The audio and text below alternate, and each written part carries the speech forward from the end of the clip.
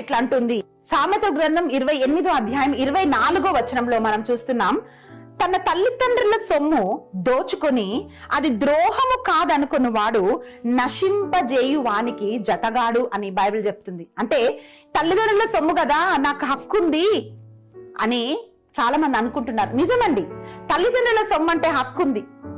తప్పిపోయిన కుమారుడు వెళ్ళిపోయి తిరిగి వచ్చినప్పుడు పెద్ద కుమారుడు వచ్చి అంటున్నాడు, నానా ఈ కుమారుడు వచ్చినప్పుడు నువ్వు ఇంత చక్కగా విందు చేస్తున్నావు కదా, మరి నాకెప్పుడైనా ఏమైనా చేసావా అంటే ఆ తండ్రి ఏమంటున్నాడంటే, అయ్యా నాకున్నదంతా నీకే కదా అని తండ్రి జవాబిస్తున్నాడు.